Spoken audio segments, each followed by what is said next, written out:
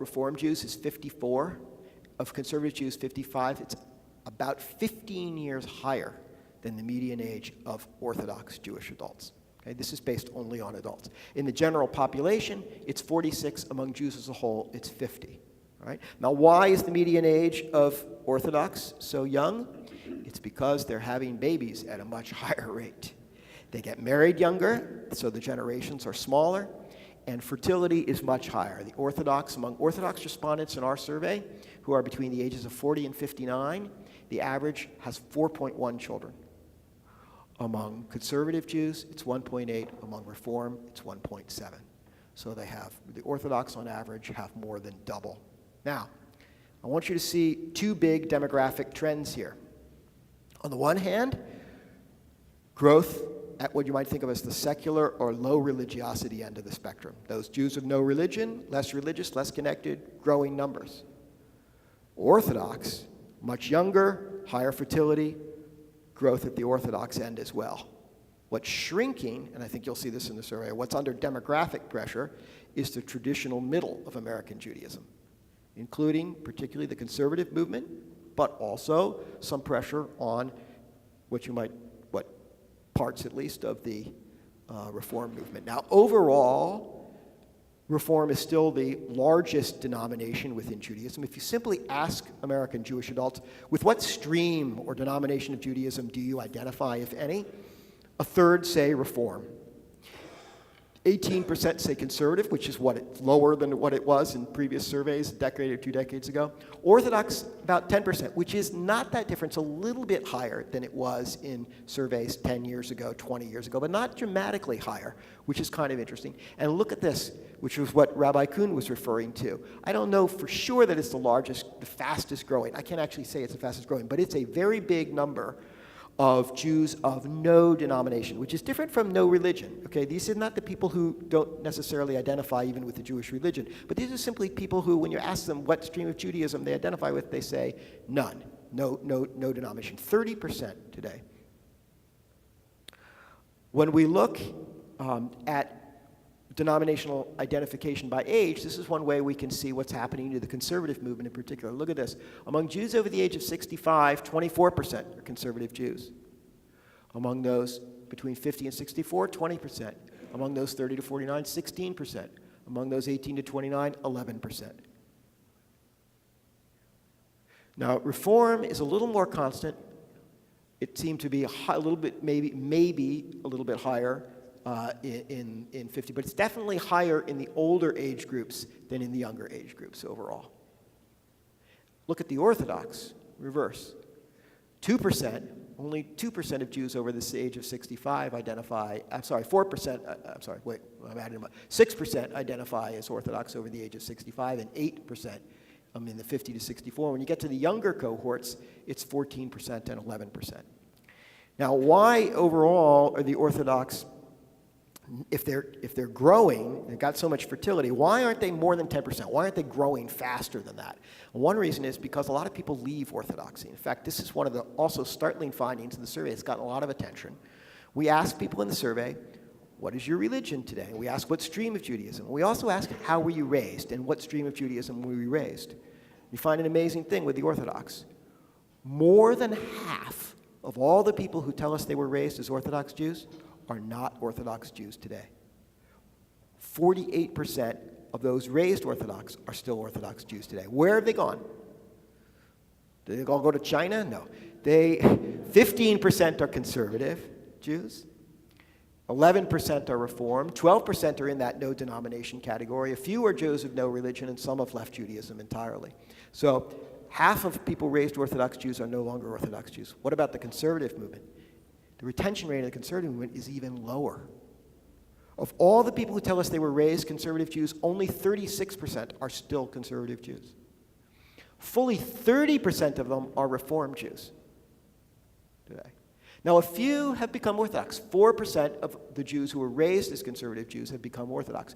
But there's a lot more movement, if you will, and I mean this in a non-normative sense, there's a lot more movement down the ladder of traditionalism than up the ladder of traditionalism. And now let's look at Reform movement. Tonight you've been transformed. You're not Rodef Shalom, you're Rodef data, pursuers of data, right? Okay, so look at the reform movement. 55 of all the people raised in the reform movement today, 55% are still in the reform movement. 45% are not. I don't know, it's a little better. It's a lot of movement. And again, 6% have moved into conservatism, 1% have moved into Orthodox, but fully 17% of the people raised as reform have moved into the category of Jews of no religion, and 11% are not Jewish at all. I guess I should show you one more thing on this that's important at least to Orthodox audiences. It's good to bear in mind. If you look at the Orthodox, people who were raised Orthodox, among those over the age of 65, 8 in 10 are not Orthodox anymore. Only 22% are still Orthodox. Okay, I'm really sorry that these numbers are so small you can't see them. It's really startling because it rises steadily, and it's just the reverse among younger Orthodox Jews. So among Orthodox Jews between the ages of 18 and 29, young Orthodox Jewish adults, better than 8 in 10 who were raised Orthodox are still Orthodox, whereas among those over the age of 65, 8 in 10 are no longer Orthodox. Okay, so the numbers are flipping here in a gradual procession. Now, there are two ways you could explain that. One thing you could say is, well, people get older, and as they get older, they just gradually leave Orthodoxy. So the young ones are going to leave, they just haven't had time. That's possible. I can't. The survey's a snapshot of time. It doesn't predict the future. It can't tell you for sure. But there's another explanation. This is the main explanation that sociologists of American Jewry have been propounding here. And they say there's a change in Orthodoxy.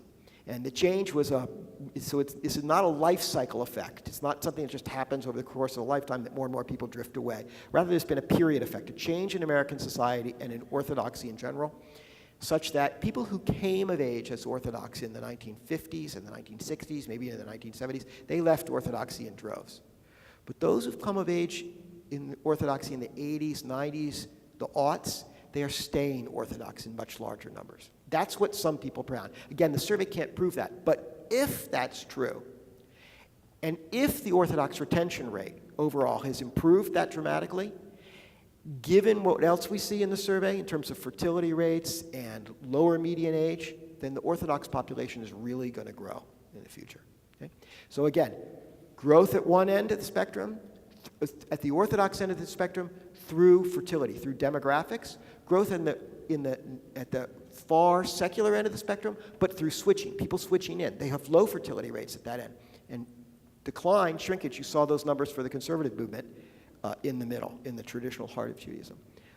Synagogue membership is different from denomination. I just want to quickly make the point how people, it's only a third of American Jews, 31% who are synagogue members. And the picture looks different. So overall, the conservative movement still makes up 29% of synagogue members, and fully 22% of synagogue members are Orthodox.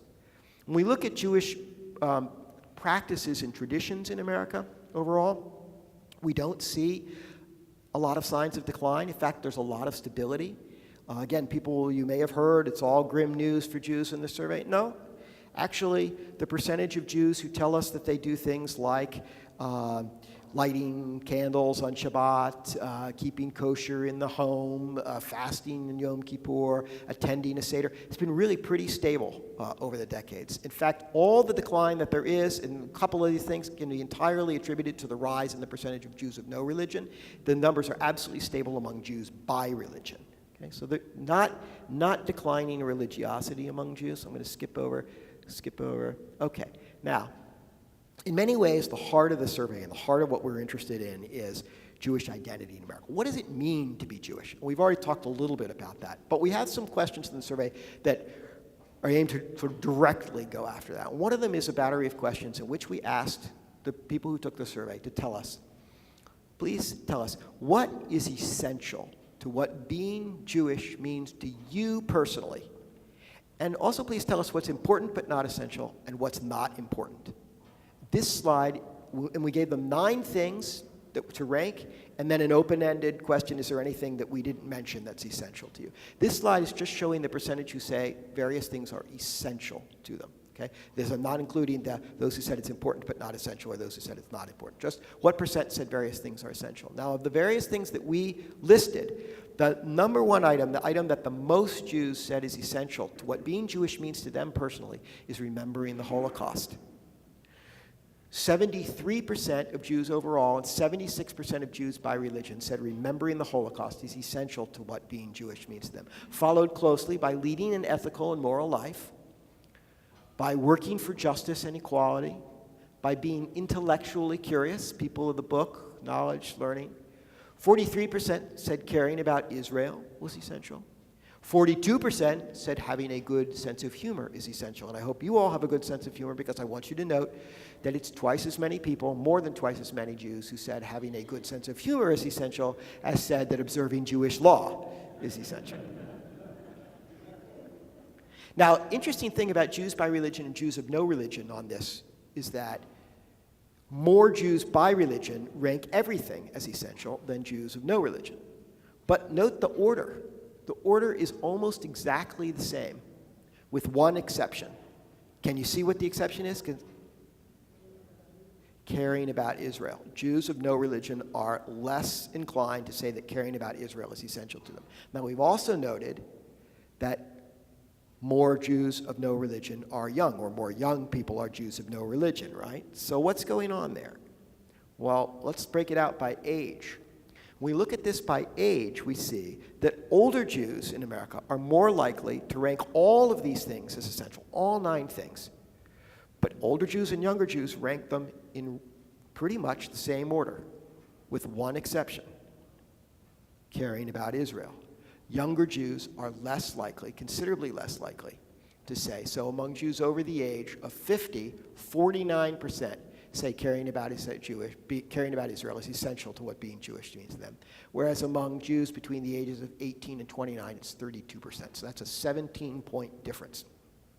By the way, when we look at this by stream of Judaism, there's some pretty interesting things that pop out. The number one answer among the modern Orthodox Jews isn't remembering the Holocaust, it's leading an ethical and moral life. 90% of them say that's essential to what being Jewish means to them. When we look at the difference between ultra-Orthodox Jews and modern Orthodox Jews in terms of caring about Israel, there's a 34-point difference. Modern Orthodox much more likely to say caring about Israel is important than the ultra-Orthodox are. You know these patterns going way back. Yes, sir.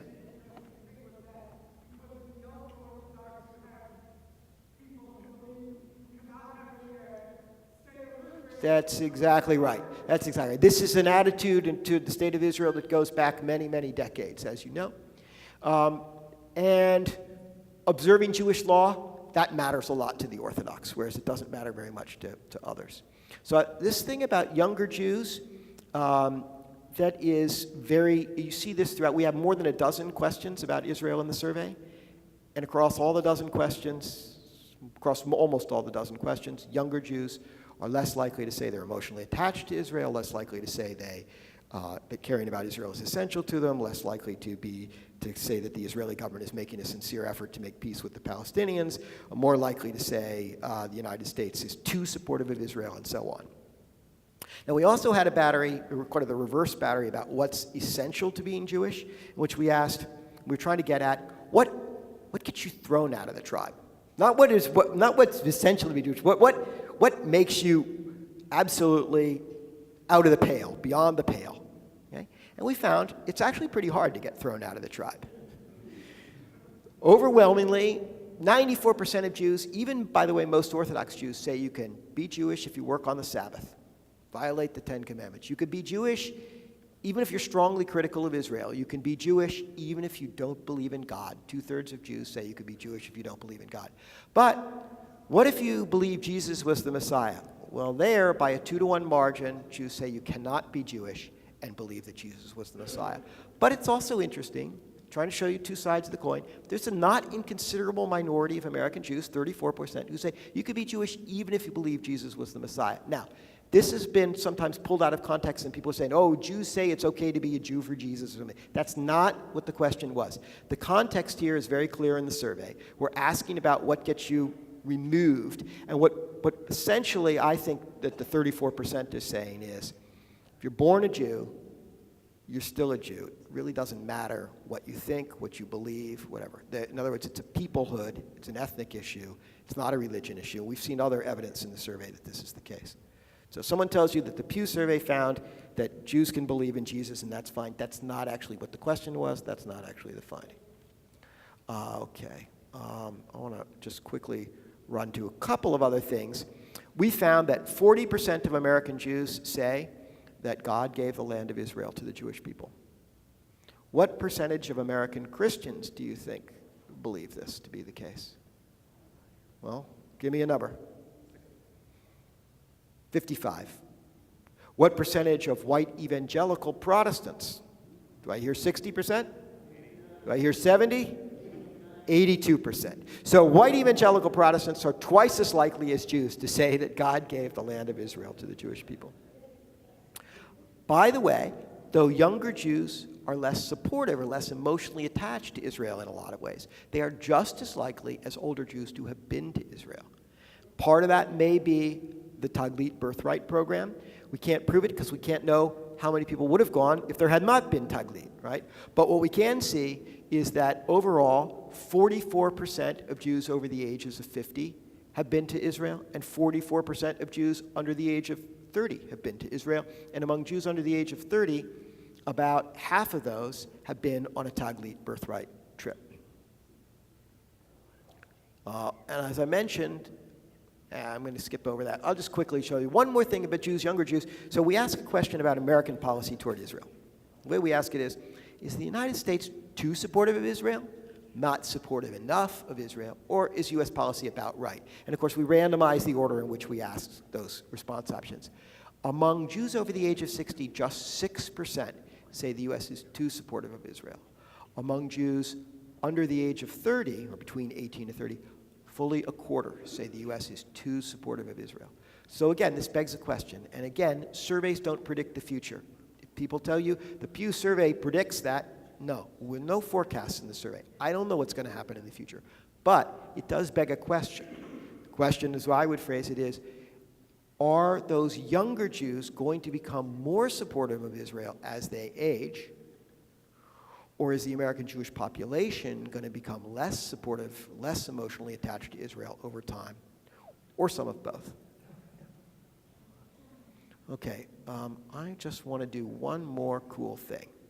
Remember at the very beginning, I mentioned that we had these various questions, and we categorized Jews, but we preserved for others the ability to apply a different definition of who's a Jew.